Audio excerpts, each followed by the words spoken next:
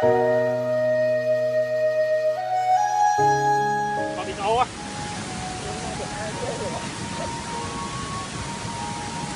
Có bị ô.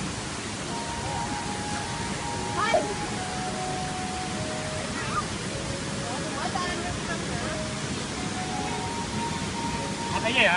đi dân Nam Sơn hết Việt kia ban tập pal mau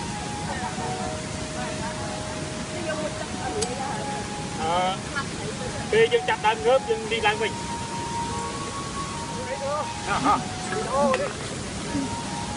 khâu hai chắc hoa nó khâu đi sport rồi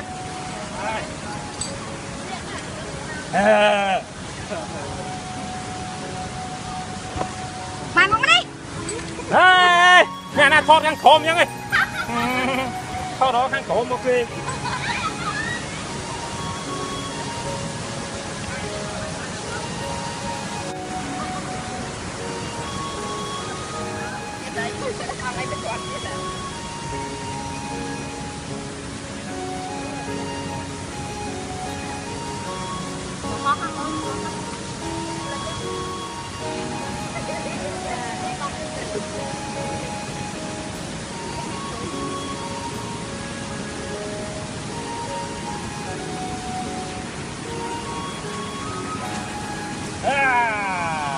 khó quá nhiều